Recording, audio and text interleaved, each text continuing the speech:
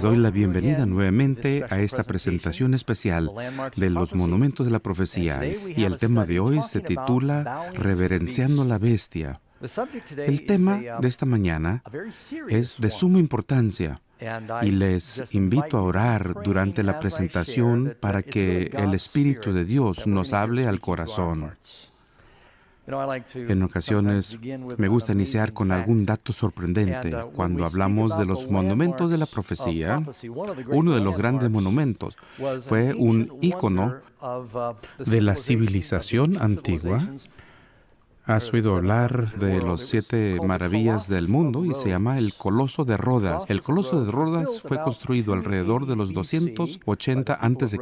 por el pueblo de Rodas, celebrando la victoria sobre uno de los reyes griegos con los cuales se habían luchado, y fue una de las estatuas antiguas más masivas, si no la más grande, hecha de bronce, que brillaba a la luz del sol. Medía unos 32 metros de altura. Y algunos de los historiadores, creo que fue Heródoto, dice que los barcos navegaban entre sus piernas, que abarcaban toda la bahía ahí en Roma. Estuvo ahí como unos 60 años y después de un terremoto se cayó y nunca fue reensamblado, pero por muchos años fue una de las maravillas del mundo antiguo. Pero no es la única estatua bruñida que aparece en la historia bíblica.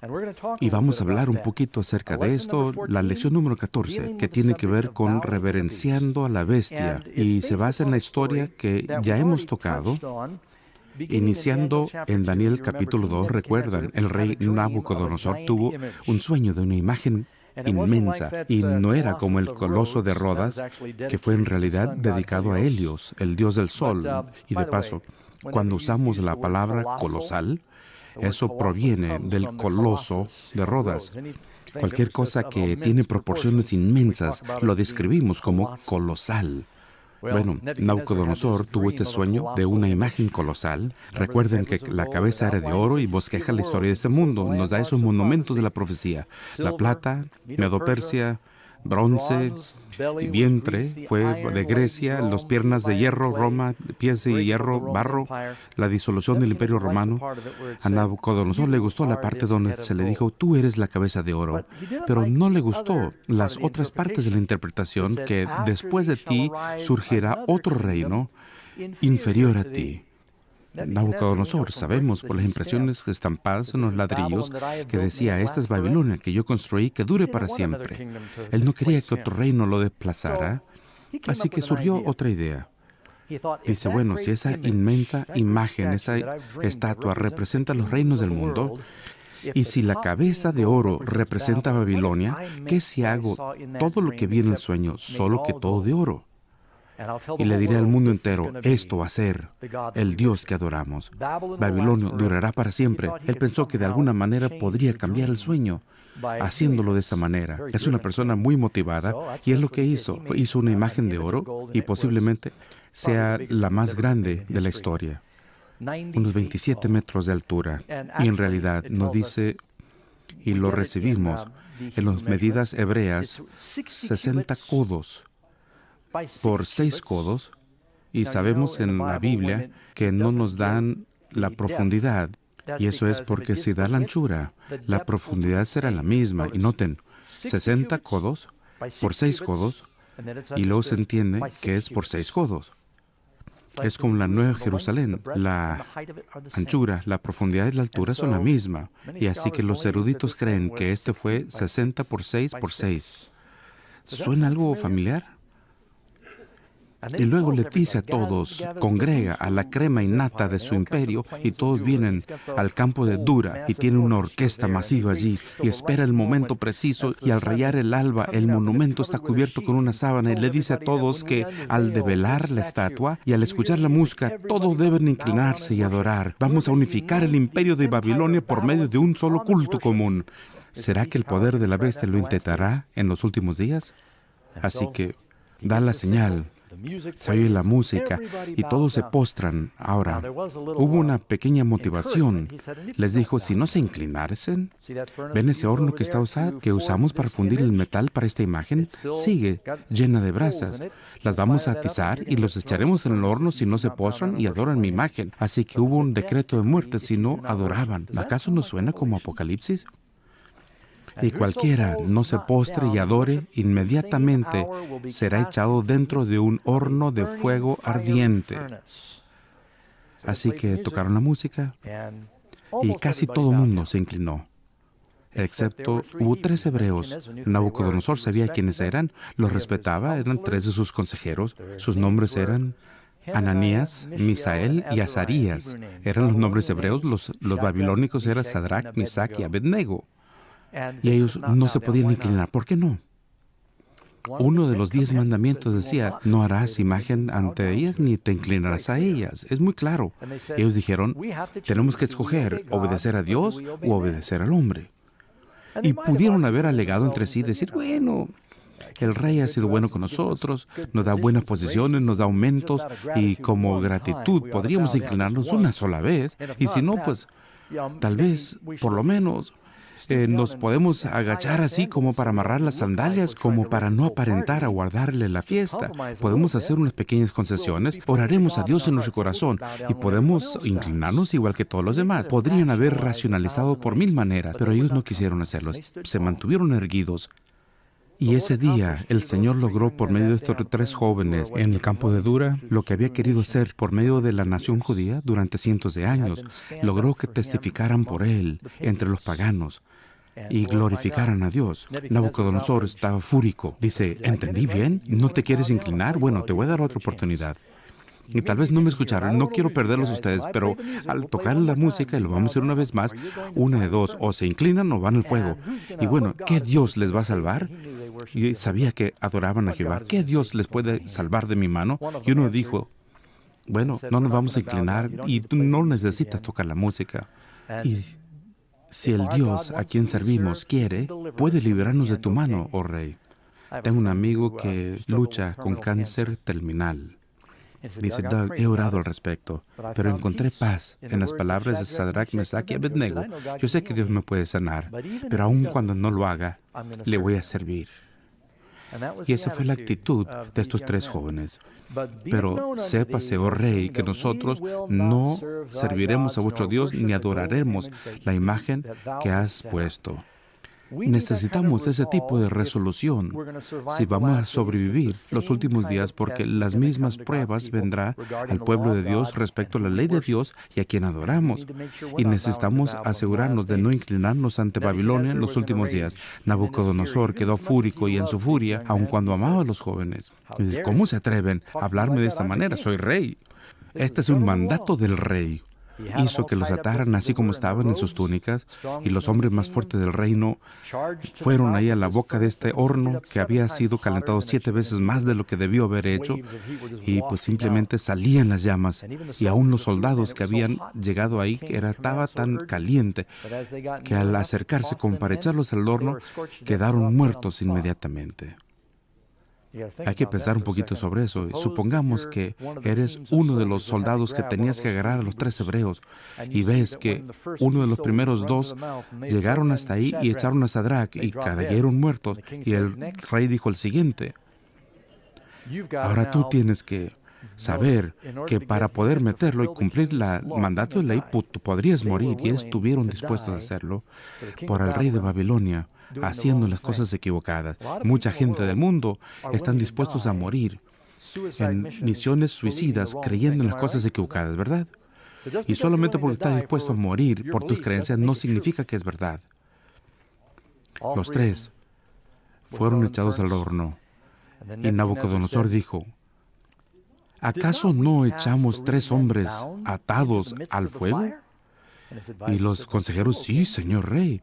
Y él, mirando al horno, dice, yo veo a 4 hombres libres caminando entre el fuego, y la semejanza del cuarto es como del Hijo de Dios.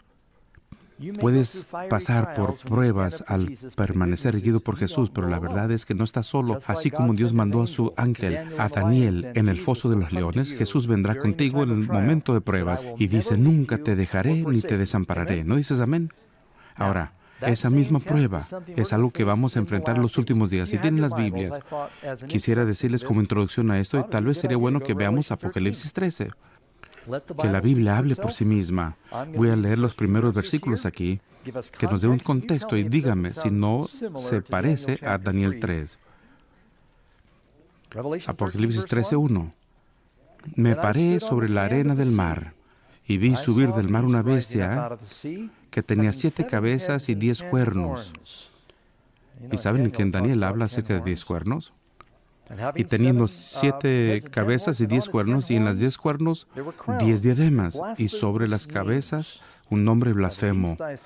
La bestia que vi era semejante a un leopardo, igual que en Daniel, y sus pies como de oso. Hay un oso en Daniel, y su boca como la boca de león. Nuevamente, Daniel 7. Y el dragón dio su poder y su trono y gran autoridad. Y vi una de las cabezas como herida de muerte, pero la herida mortal fue sanada, y se maravilló toda la tierra en pos de la bestia. Y adoraron al dragón que había dado la autoridad a la bestia, y adoraron a la bestia, diciendo, ¿quién como la bestia? ¿Quién puede luchar contra ella? Y también se le dio boca que hablara grandes cosas. Daniel habla acerca de las bestias que hablan cosas grandes, palabras pomposas, y blasfemia se le dio. Se le dio blasfemias y se le dio autoridad para actuar 42 meses. El mismo periodo de tiempo que se encuentra en Daniel es 1260 días, es decir, 3 años y medio. Y abrió su boca en blasfemias contra Dios para blasfemar su nombre y su tabernáculo y de los que moran en el cielo. Está hablando en contra de la verdad de Dios, y se le permitió hacer guerra contra los santos y vencerlos. También es un poder perseguidor. También se le dio autoridad sobre toda tribu, pueblo y lengua y nación. Es un poder internacional, y la adoraron todos los moradores de la tierra.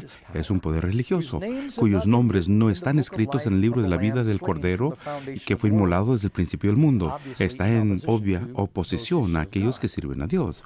Y si alguno tiene oído, oiga. Y si alguno que lleva la cautividad va en cautividad. Y si alguno mata a espada debe ser muerto. Aquí está la paciencia de los santos. Ahora, todos hemos oído hablar acerca de la marca de la bestia, ¿verdad? Apocalipsis 13, hay 2 bestias. Noten, versículo 11. Después vi otra bestia que sube de la tierra. El primero viene del mar. Esta bestia sale de la tierra y tenía 2 cuernos como semejante a un cordero, y eso es bueno, pero habla como dragón, y el dragón es algo malo, y ejerce toda autoridad de la primera bestia en presencia de ella, y hace que la tierra y los moradores de la tierra adoren. La segunda bestia es suficientemente poderoso como para hacer que todo el mundo adore la primera bestia, cuya herida mortal fue sanada.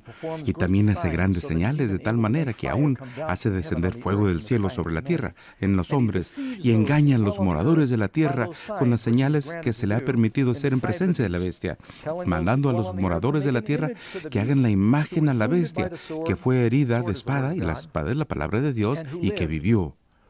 Y se le permitió infundir aliento a la imagen de la bestia, para que la imagen de la bestia hablase e hiciese matar a todos los que no la adorase. Nuevamente, el decreto de muerte, si no lo adoras, es algo similar, y hace que todos, es universal, pequeños y grandes, ricos y pobres, libres y esclavos, se les pusiese una marca en la mano derecha o en la frente, y que ninguno pudiese comprar ni vender, sino que tuviese la marca o el nombre de la bestia o el número de su nombre. Aquí hay sabiduría. Dice que si eres inteligente podrás identificar el poder. El que tiene entendimiento cuenta el número de la bestia, pues es número de hombre.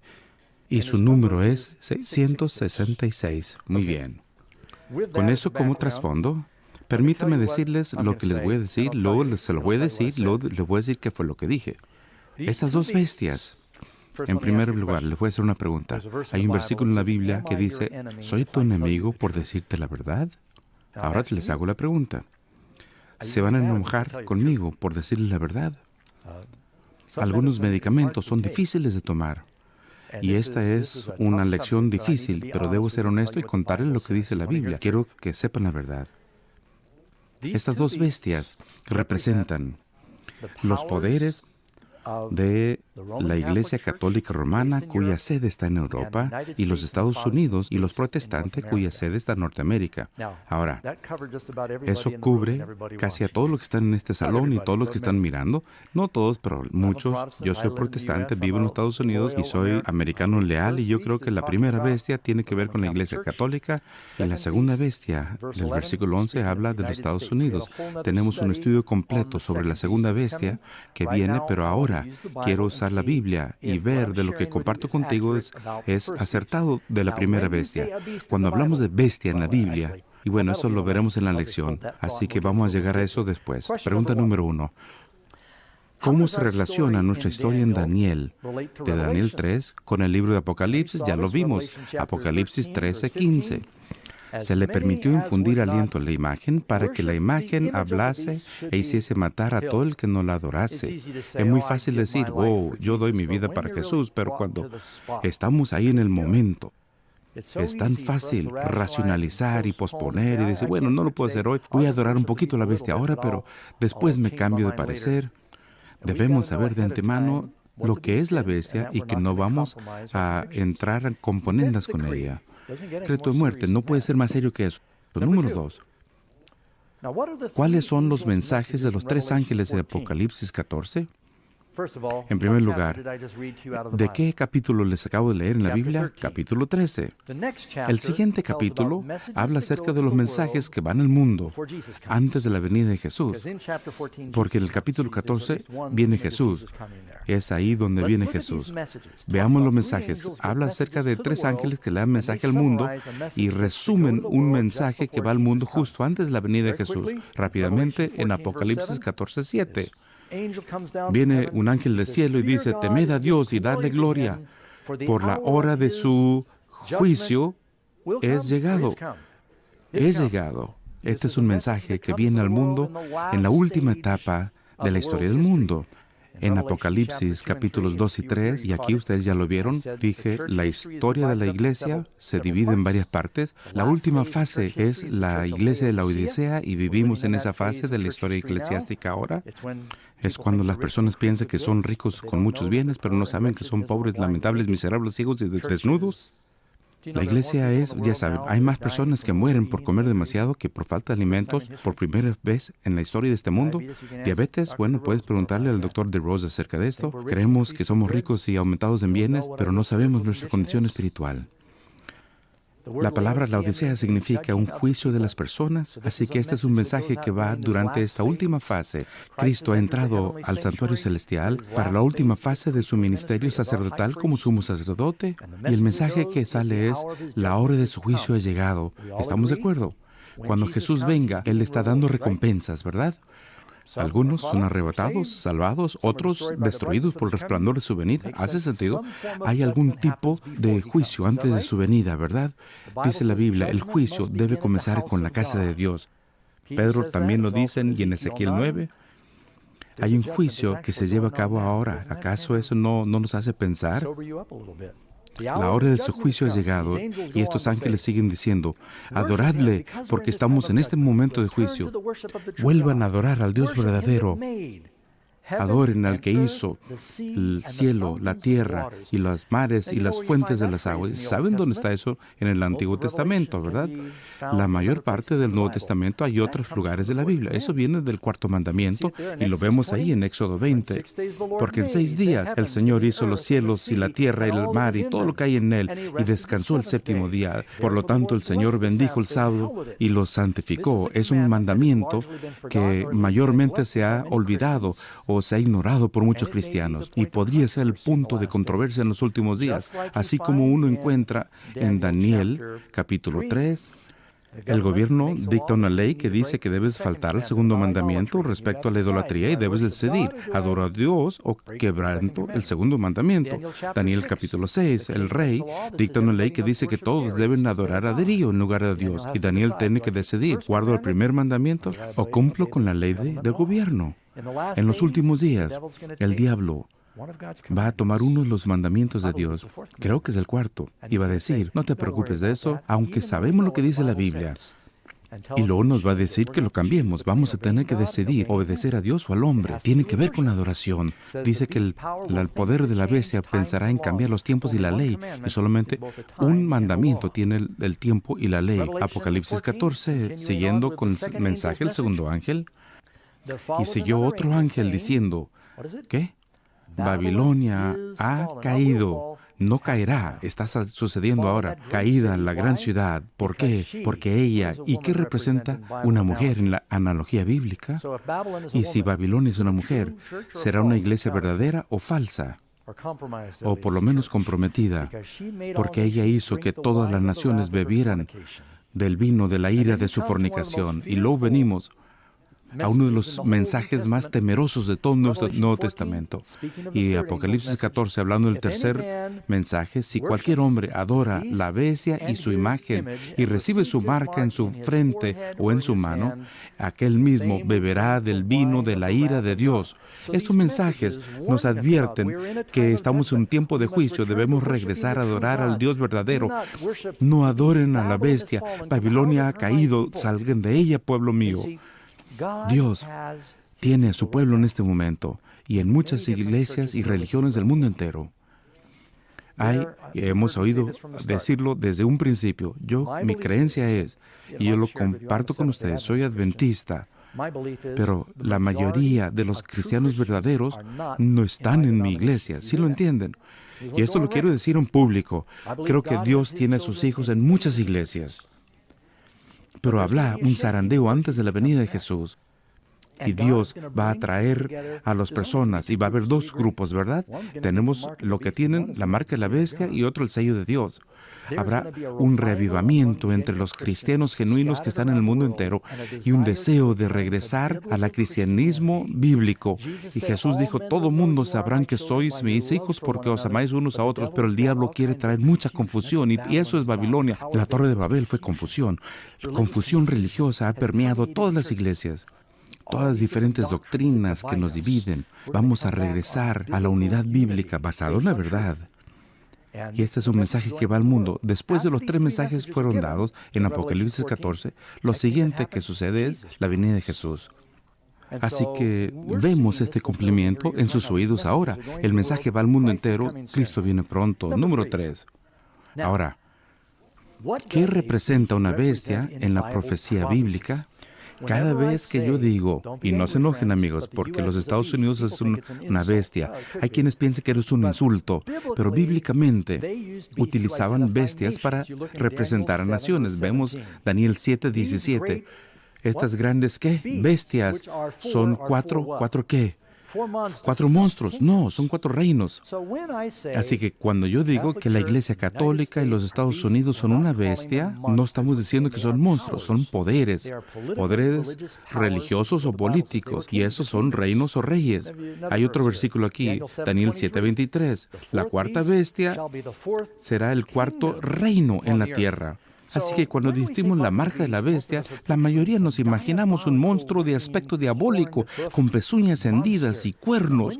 Y cuando dices que los Estados Unidos es una de las bestias en la profecía, las personas piensan que estás siendo antipatrióticos. O cuando dices que la Iglesia Católica, estás hablando en contra de los católicos. Amo a los americanos, soy americano, no pienso transferir mi ciudadanía. ¿Me oyen bien? Asistí a una escuela católica, tengo muchos amigos católicos y los amo. Pero usemos el sentido común. ¿Cuál es la iglesia cristiana más grande del mundo? La Iglesia Católica Romana. ¿Les sorprende que esté en la profecía? Tuvo Jesús un pueblo en el Antiguo Testamento que eran hijos suyos. Fueron los judíos su pueblo. Cometieron errores. Iniciando en Daniel capítulo 2, recuerdan, el rey Nabucodonosor tuvo un sueño de una imagen inmensa y no era como el coloso de Rodas. Los profetas, ¿fueron su pueblo? Sí. Pero se los dijo claramente.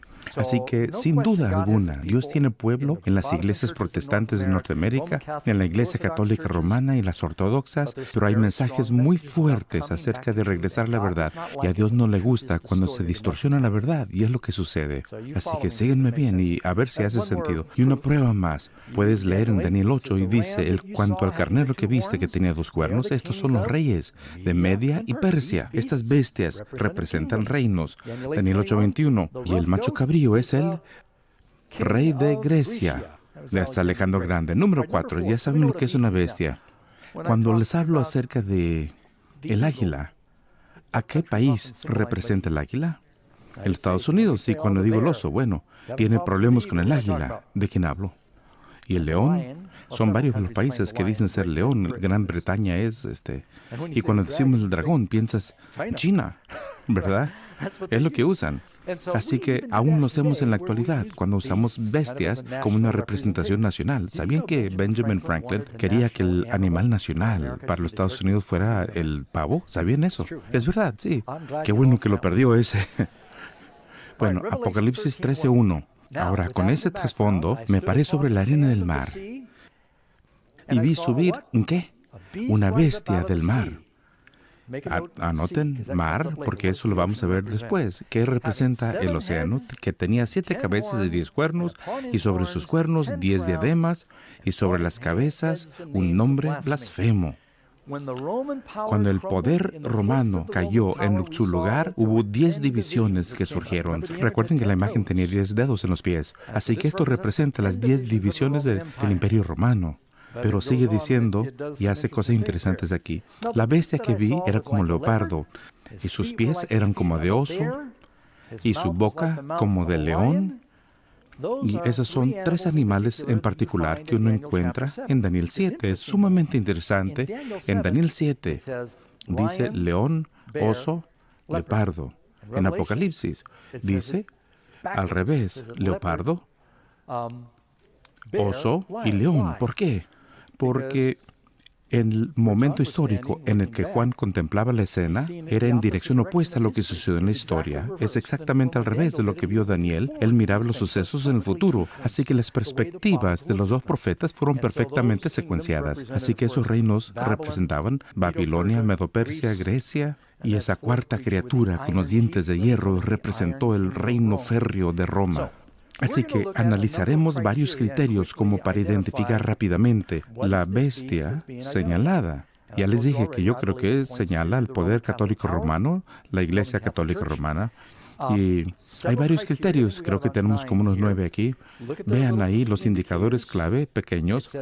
Y dice que sube del mar, recibe su poder y trono de la autoridad del dragón, llega a ser un poder mundial, culpable de blasfemia, gobierna 42 meses, tiene una herida mortal que sana, persigue a los santos de Dios y está conectado con un número misterioso 666. Muy bien.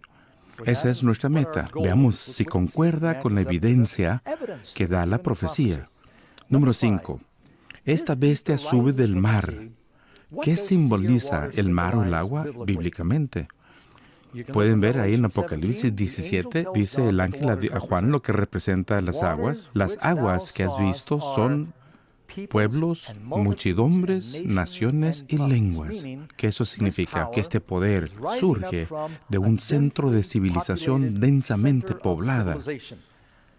¿Y de dónde salió la Iglesia romana? De Roma. ¿Cuál era el centro de la civilización en aquel tiempo? ¿Quién fue que puso a Juan en prisión cuando tuvo esa visión? Roma. ¿Has oído la expresión que todos los caminos conducen a Minneapolis? No, así no dice. Todos conducen a Roma. Era el centro y habla de muchos pueblos, muchas naciones. Y es por eso que Pablo quería predicar en Roma y ahí murió, así igual que Pedro. Quisieron estar allí y dar el evangelio en la fuente de la civilización. Y es ahí de donde surgiría. Número 6. ¿Quién da a la bestia su poder y posición? Apocalipsis 13:2. Y el dragón le dio su poder y su trono y gran autoridad. Ahora, el dragón, sabemos quién está detrás del dragón, y es el diablo. Pero en forma particular, en Apocalipsis 12 también habla acerca del imperio romano gobernado por los Césares o Roma pagana. Cuando uno ve en Apocalipsis 12, y tenemos otro estudio que lo va a contemplar, señala este poder, el dragón, que procura matar a todos los niños varones en Belén. Ahí está en Apocalipsis 12. ¿Qué poder trató de matar a todos los niños? Era Roma. En Roma tenemos dos en la profecía. Tenemos Roma, que es hierro, y tenemos Roma, que es hierro y barro. Uno es político-militar y otro es político-militar y religioso, y está hecho de barro. Tenemos uno guiado por los césares, y al declinar los césares en su lugar, la iglesia llegó a ser legal, y tenemos la Roma guiado por la iglesia. ¿Verdad? Así que lo único que nos dice el dragón, es decir, la paga romana gobernada por los césares, dio su trono, entregó su trono, el mismo reino, la misma ciudad, el mismo palacio, a la iglesia de Roma y su autoridad. Y eso lo vamos a mostrar desde la historia al proceder. Así que vemos aquí una clave. Es el dragón o la Roma pagana entregó su poder, trono y autoridad a la Roma papal, gobernada por el Papa. ¿Cuántos de ustedes recuerdan de sus cursos de historia en la primaria que hubo un tiempo cuando los cristianos fueron echados a los leones en Roma y de repente la sede de la iglesia es en Roma? Algo cambió. Hubo un tiempo cuando se perseguía a los cristianos, tuvieron que construir catacumbas, esconderse bajo tierra, era ilegal ser cristiano y de repente son la iglesia nacional. Algo cambió radicalmente. Bueno, durante varios centenares de años, hasta más o menos 300 años de nuestra era, el cristianismo lo llamaban religión ilícita, es decir, la religión prohibida. Eran perseguidos, iban bajo tierra, morían por su fe, por miles y centenares de millares.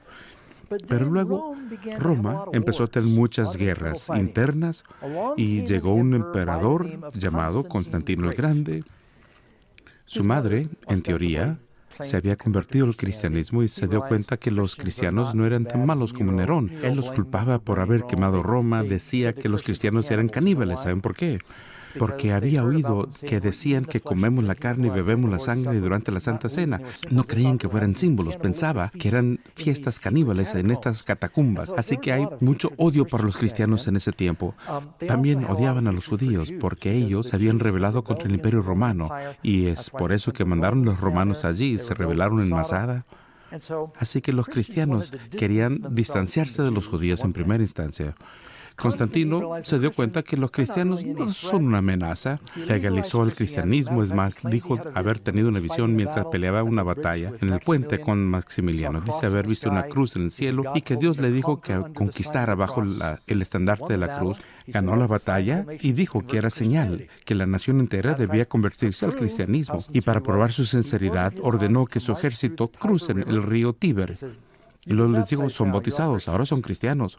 Pues saben, entraron al agua paganos secos y salieron paganos mojados, pero no sabían lo que era ser cristiano. Ya comentamos de mi primer bautismo que lo celebré con una borrachera. No sabía lo que involucraba esto, así que estos paganos que se les dijo ahora son cristianos, introdujeron todas sus creencias paganas a la iglesia. Un comentarista de la historia, esta es la historia de Roma según Abbott, dijo la transferencia de la residencia del emperador a Constantinopla, nombrada en honor a Constantino, fue un golpe triste al prestigio de Roma y en ese tiempo uno pudo haber predicho un decaimiento rápido, pero cuando el emperador Justiniano cambió la sede de Roma a Constantinopla, uno pudo haber pensado que la ciudad de Roma ya no es capital, se va a desmoronar, pero los historiadores nos dicen, el desarrollo de la iglesia y la creciente autoridad del obispo de Roma o el Papa le dio a Roma una nueva vida y la convirtió nuevamente en capital de lo religioso, la capital del mundo, y en esta ocasión la capital religiosa del mundo civilizado. Y sabemos por historia que es exactamente lo que pasó, y por eso no se conoce simplemente como la iglesia cristiana, ni siquiera la iglesia católica, sino que se llama la iglesia católica romana. ¿De qué manera se cambió la sede de Jerusalén a Roma? ¿Y dónde fue autorizado esto? Leemos en la Biblia que tienen sus concilios en Jerusalén, y lo vemos ahí en Hechos 15 y en otros lugares. Pero lo que sucedió es que el emperador Justiniano, bueno, antes que él, Constantino, legalizó el cristianismo, y déjame regresar un poquito. Y los sacerdotes, la gente llegó corriendo con los sacerdotes diciendo, mira, tenemos ídolos e imágenes en todas partes, ¿qué hacemos con ellas?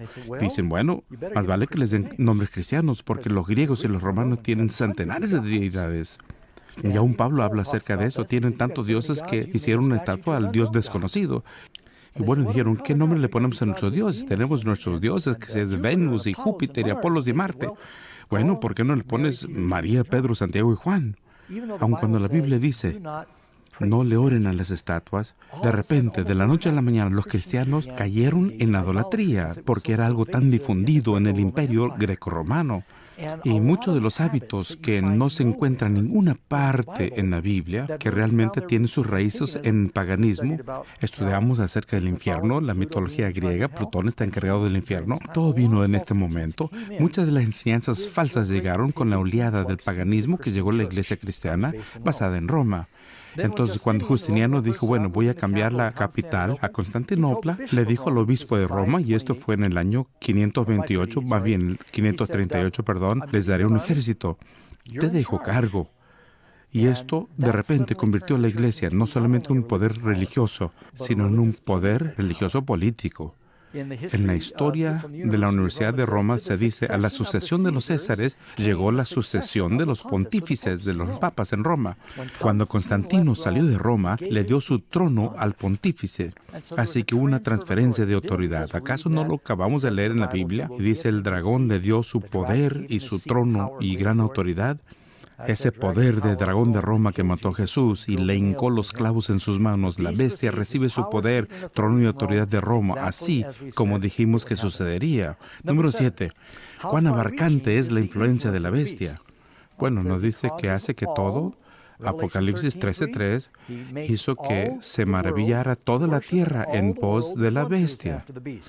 Es un poder universal. Y nos dice en Apocalipsis 13:7, también se le dio autoridad sobre toda tribu, pueblo, lengua y nación. Es un poder global. ¿Saben lo que significa católico? Dice universal. ¿Alguien no sabe que la iglesia romana es universal? No es solamente una iglesia, sino un poder universal. ¿Podría el líder de la iglesia bautista convocar a las Naciones Unidas para dirigirles la palabra? ¿O el de la iglesia metodista? Ni siquiera la iglesia griega ortodoxa puede convocar a las Naciones Unidas. Pero ¿sabían que el Vaticano no es solamente una región, sino es el país más pequeño del mundo? Tiene sus propios embajadores, su dinero, tiene su propio ferrocarril, muy pequeño, tiene su sistema postal, tiene su propia guardia, la Guardia Suiza. Es un país independiente. ¿Sabían que el Vaticano es, metro por metro, es el país más poblado del mundo? Es como unas 42 hectáreas y tiene más de 1,000 habitantes, pero es un país independiente y es una iglesia. Número 8. ¿Qué sale de la boca de la bestia? Bueno, aquí donde se pone muy serio, aquí hay que ser honestos. Apocalipsis 13:6 y dice, abrió su boca en, ¿qué dice? Blasfemia contra Dios para blasfemar su nombre. Ahora, también podemos leer acerca del poder de la bestia en 2 de Tesalonicenses 2:4. Dice, el cual se opone y se levanta contra todo lo que se llama Dios o es objeto de culto. Tanto se sienta en el templo de Dios como Dios, haciéndose pasar por Dios. Blasfemia significa cuando una persona se pone en posición de Dios. Por si no creen mi definición, esta es la definición bíblica, y si buscamos en Juan 10:33, dice que los judíos querían apedrear a Jesús. Y le dijeron, por buenas obras no te apedreamos, sino ¿por qué? Por blasfemia, y porque tú, siendo hombre, te quieres hacer pasar por Dios. Muy bien, definición bíblica de blasfemia es cuando un hombre se pone en lugar de Dios. Los judíos sabían que no debes recibir adoración. Está en la Biblia. Algunos de ustedes recuerdan cuando Herodes, en Hechos 12, dejó que el pueblo le adoraran, diciendo que es voz de Dios, y él debió haber dicho no lo hagan, y el ángel del Señor lo mató. Recuerdan, si leen la Biblia, cuando el pueblo, creo que en Filipo, trataron de adorar a Pablo y Silas y a darles ofrendas, y ellos dijeron, no hagan eso, eso es blasfemia, somos hombres. Las personas no deben ser adorados como dioses. Eso lo convertiría en otro dios. Por eso Daniel no podría adorar a Darío. ¿Se acomoda la Iglesia Católica en posición para convertir al hombre más que en un hombre? Y esta es una cita del Papa Leo XIII. Ocupamos en este mundo el lugar de Dios Todopoderoso. Esta es una figura de Él también. Tengo otras citas también, pero debo asegurarme que no se me acabe el tiempo. Este es otro. El Papa puede modificar la ley divina, siendo que su poder no proviene de hombres, sino de Dios. Es de la misma manera el divino. Esto proviene de la Iglesia Católica, sus propios escritos oficiales y conferencias. Es de igual manera el monarca divino y emperador supremo, rey de reyes. El Papa, por así decirlo, es Dios en la tierra, único soberano de los fieles de Cristo, principal rey de reyes, con plenitud de poder, a quien se le ha confiado el omnipotente Dios dirección, no solo del reino terrenal, sino del celestial. Y hay una lista entera. Y estas son las citas de la carta encíclica del Papa Leo XIII. Por lo tanto, el Papa está coronado con la corona triple, como rey del cielo, de la tierra y de las regiones bajas. Definimos la Santa Sede Apostólica y el Vaticano y el Pontífice Romano como primario sobre el mundo entero. Eso es del decreto del Concilio de Trento. Y estas cosas todas se pueden encontrar en línea fácilmente. Algunos están en la lección, pero sostienen oficialmente que el Papa no es mero humano, sino que tiene la posición de Dios. Es uno de sus títulos. Otra definición de blasfemia. Y los escribas y los fariseos empezaron a razonar con él diciendo, ¿quién es este que habla blasfemias? ¿Quién puede perdonar los pecados más que Dios solamente? Así que para que un hombre pueda perdonar los pecados es blasfemia. Jesús dijo que lo podía hacer y qué derecho tenía para hacerlo. Él es el Hijo de Dios. Le dijo a la mujer, posiblemente María Magdalena, ve, no peques más. Y le dijo que le perdonaría. Le dijo al hombre que bajaron por el techo que estaba perdonado. Y dijeron, es blasfemia. Y tenían razón, si no fuera Hijo de Dios. Pero cuando un hombre dice, yo tengo una autoridad para decidir los pecados de quienes voy a perdonar, eso se define como blasfemia. Y ahora, esta es la cita del libro Dignidades y Funciones del Sacerdote, volumen 2. Dios mismo está obligado a vivir con el juicio de sus sacerdotes y perdonar o dejar de hacerlo en la medida que se niegan a perdonar u otorgan perdón. La sentencia del sacerdote procede y Dios se suscribe a ella. Dice que el hombre, la iglesia, decide que a quién se le perdona. ¿Dónde la Biblia dice que debes confesarte ante un sacerdote para ser perdonado? La Biblia dice que confieses a Dios. Se confiesan las faltas unos a otros. Número 9.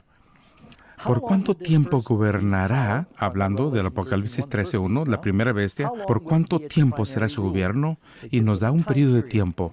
Se presenta 3 veces en Apocalipsis como para enfatizarlo. Se le dio el poder para continuar. ¿Cuánto tiempo? 42 meses. 42 meses. El calendario judío tenía 360 días, el calendario lunar, 42 meses eran 3 años y medio, 1260 días.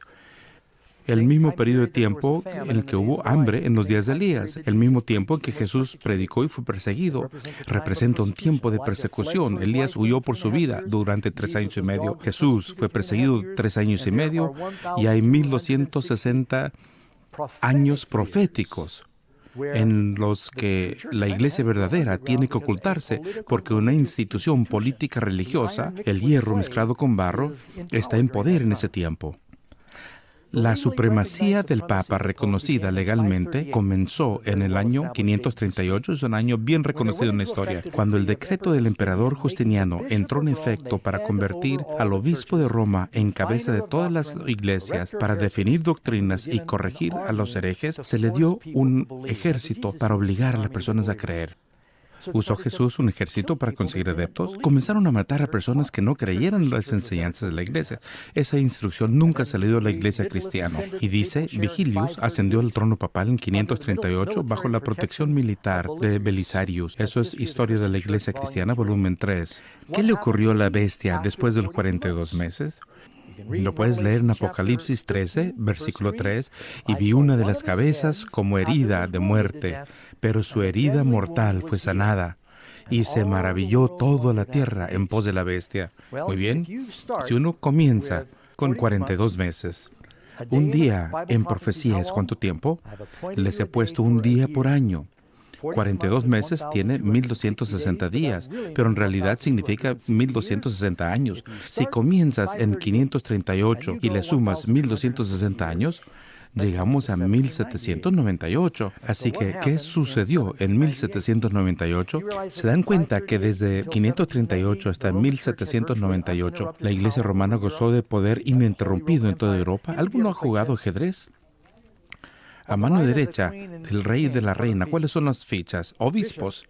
Se tiene un rey, una reina, 2 obispos, porque eso modelaba lo que sucedía en Europa durante ese tiempo. Todos los monarcas en realidad tenían embajadores de la iglesia a los cuales respondían. Y el Papa decía, deben obedecer mis órdenes, deben pagar los impuestos y las ofrendas que yo les indique. De lo contrario, el Papa declararía al país entero excomulgado y no podrían llegar al cielo sin los sacerdotes, así que todos estaban en pavor de ellos. Podrían ser confinados al purgatorio o al infierno. Aún los reyes temblaban, pero en 1798, después de la guerra de Napoleón, él envió a su general Berthier a tomar a Roma, abolió el gobierno papal y estableció uno secular. En ese momento la Iglesia romana recibió una herida de muerte, perdieron el dominio sobre Europa y permanecieron fuera de poder, y lo podemos ver en Apocalipsis 13. Aquel que conduce a la cautividad será llevado a la cautividad, y el que a espada mata, a espada muere. Y muchos de los líderes de la Iglesia fueron matados en ese tiempo, y el mismo Papa fue llevado en cautiverio a Valencia, donde finalmente murió. Y así permaneció, y parecía que la Iglesia había perdido su dominio sobre Europa. Pero esa herida fue sanada. Y esta es una copia del periódico de 1929, el San Francisco Chronicle. Cuando finalmente el Papa fue reincorporado como un país independiente, dice, la pregunta romana de esta noche fue algo del pasado, y el Vaticano estaba en paz con Italia. Al añadir autógrafos al documento memorable que sanaba la herida, qué interesante uso de palabras, lo acabamos de leer. La herida de muerte fue sanada, sanando la herida que se produjo en 1798 con gran cordialidad de ambas partes. Fue establecido, y Mussolini fue instrumental en esto, ya han oído hablar de él. Esto estableció al Vaticano otra vez como un país independiente que tenía embajadores que no iban solamente a los líderes de Europa, sino al mundo entero. Saben que aún en Norteamérica, los Estados Unidos tienen un embajador en el Vaticano. ¿Qué significa eso? Eso es mucho poder. ¿Sabes qué nos dice? Que esta herida mortal fue sanada y el mundo entero se maravillaría. A decir verdad, el Papa Francisco en particular es una persona muy singular. Es el primer Papa jesuita, y haber tenido la renuncia de un Papa, Benedicto XVI, y luego tener otro Papa desconocido que surge de otro país y otro continente, que ha cobrado prominencia internacional, están en sus encabezados cada semana, y generalmente con noticias que sacuden la tierra. El papado definitivamente ha cobrado prestigio, influencia y prominencia a nivel mundial. Pareciera ser un hombre maravilloso. No hablo de la persona. Él pareciera ser tan bondadoso, accesible y práctico. Pero de lo que estamos viendo aquí son las enseñanzas. Las enseñanzas oficiales no han cambiado. La Iglesia dice que es infalible, y eso se lo puedo mostrar por escrito. Dicen de tener la habilidad de perdonar los pecados. Número 11. ¿Es la bestia un gobierno o un poder religioso? Ahora, las veces previas en las que hemos leído en Daniel y Apocalipsis son casi todos gobiernos, pero en este hay algo religioso en él. Apocalipsis 13:15. Para que la imagen hablase e hiciese matar a todo el que no la adorase. Así que involucra la adoración, es religioso, ¿estamos de acuerdo? Están todos calladitos, eso me pone nervioso. Número 12. ¿Qué hace la bestia a los santos? Nos dice, además, que es un poder perseguidor. Apocalipsis 13:7. Y se le permitió hacer, ¿qué? Guerra contra los santos y vencerlos. Ahora, la Iglesia Católica Romana reconoce libremente que se involucraron en la persecución. El Papa Juan Pablo II fue suficientemente valiente para pedir en nombre de la Iglesia perdón a los millones que fueron matados por la Iglesia. Y he estado por Europa, y uno puede ir y puede ver las cámaras de tortura, y si están en la iglesia te van a hacer un tour y te mostrarán los lugares de la Inquisición. La gente estuvo en prisión por no creer, y si eran herejes podrían perder la vida, podrían ser quemados vivos, y literalmente millones de cristianos y judíos o cualquier persona clasificado como hereje era muerto por la iglesia.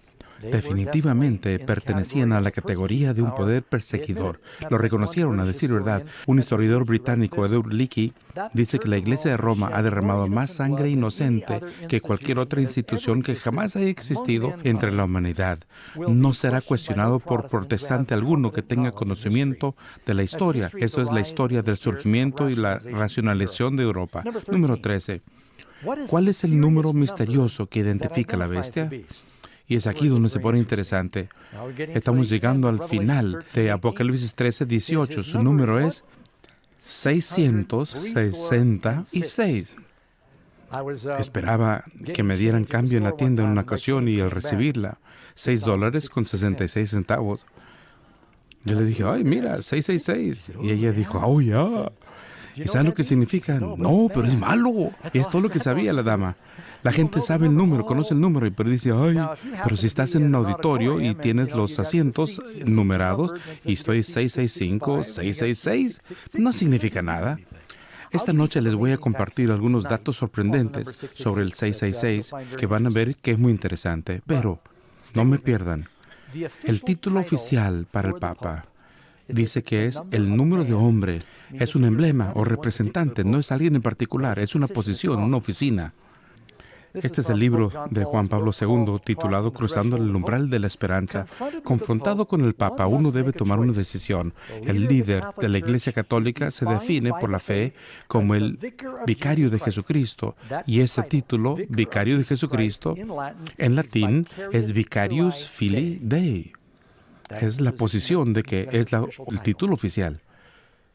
Y es aceptado como tal por los creyentes. El Papa se considera el hombre en la tierra que representa al Hijo de Dios, que toma el lugar de la segunda persona del Dios omnipotente de la Trinidad. Y eso me asusta. El decir que yo estoy en lugar de Jesús en la tierra es lo que enseñan. Ahora, esta es una cita de un documento que misteriosamente ha desaparecido. ¿Cuáles son las letras de la corona del Papa y qué significan?